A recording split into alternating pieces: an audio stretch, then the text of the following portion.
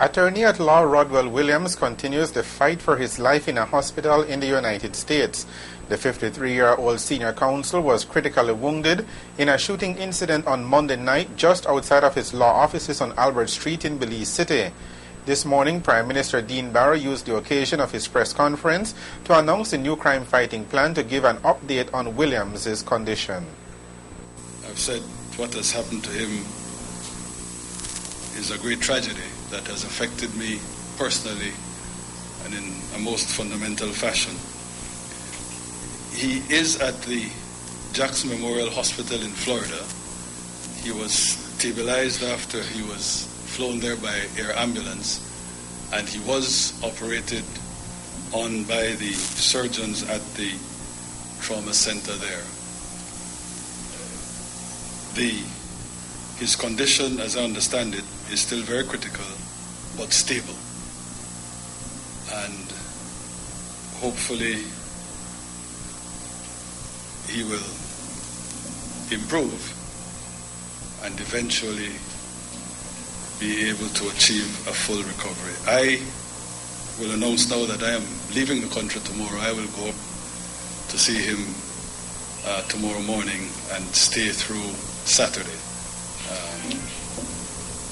I want to thank the scores of people that have sent messages of solidarity and support to his family, and certainly to me. I received a particularly powerful, simple text message from a certain individual who shall remain nameless, but a member of the media. And I greatly appreciated that. Among the well wishes conveyed have been a message personally to me from the leader of the opposition, the Honorable John Resenio. And I want to say publicly how much I appreciated that. Official information from the police has been limited to a terse press release issued on Tuesday, which said that initial investigation revealed that Williams and another man were walking on Albert Street West on Monday night when they were approached by two dark-complexioned men on a single bicycle. The police release said that one of the men searched Williams' companion and thereafter fired a single shot at Williams, causing his injury. Two persons have since been detained and police investigations continue. 3 senior managers at the City Council have resigned. They are the City Administrator, Dr. Kieran Vanjani, the Director of Finance, Zane Castillo, and the Traffic Manager, Kevon Jenkins. Today, Love News spoke with Councillor Laura Esquivel Frampton, who told us they have left the council for better jobs. Well, first of all, we have to comment that the council has not yet met. We've seen 2 of the 3 letters. They have absolutely nothing to do with each other. In the case of the Director of Financial Services, it's simply a matter of him being offered a better position. I believe he's going to the Mapan under one of these multilateral projects. So it's a matter of somebody else being able to offer a better package than ourselves. In the matter of Mr. Jenkins, again, I believe it's a matter of being offered a better package than we can offer right now. And in terms of the City Administrator, her letter said that the resignation were for health purposes. So there's no correlation between the 3 of them, none at all. So no indication that things are chaotic? No. They all are for completely different reasons. It's just coincidental of the timing.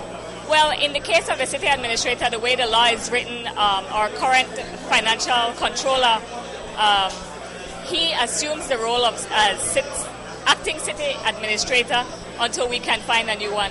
Of course, we will, as a council, will have to meet and decide who will be the acting Director of Financial Services until we can advertise that post again and bring somebody in. And again, in the traffic department, there are always other supervisors and whatnot, other managers from other posts that can be brought over.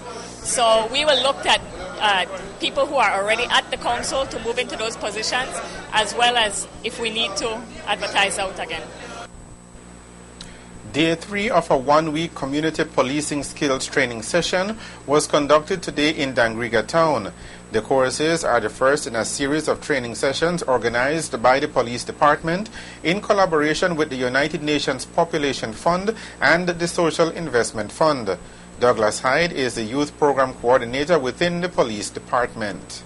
The training specifically focused on 30 police officers per formation, and we got district formation looking at the northern, the western, the central, and the southern formation, which will have 30 police officers included in each training. These training will focus on the areas of public relations, the areas of conflict resolution, basic counseling, sexual and reproductive health, and also in the area of HIV and AIDS.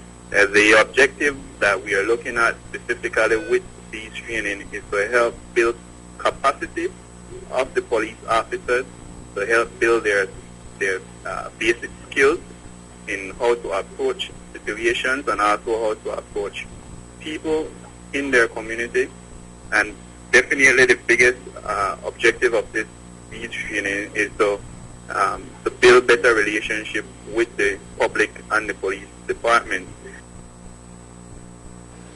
Hyde says the participants are expected to go back to their respective formations and share their knowledge with fellow officers, community leaders, and the special constables. The information these police officers have received before, and I think specifically in the area of youth-friendly services, we've been discussing that for a while. However, the methodology and the approach that we have been using specific for these trainings is something new. These officers will be taught new skills and new approaches, how to utilize when dealing with certain crisis situations, specifically in conflict resolution. But also, the information that they are going to receive are updated, recent information on strategies and approaches to better their skills in working with the communities and with the young persons in their specific area. These officers, in going back and working and also teaching the other officers that work within their formation, it is under the umbrella of community policing. And as we've been saying for the past couple of years, that community policing is in every police officer.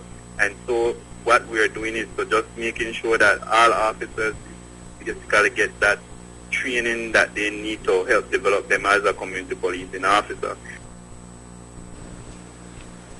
The sessions in Dangriga are scheduled to come to a close on Saturday. You are watching Love TV's Evening News. Stay tuned for more of the day's stories right after these messages.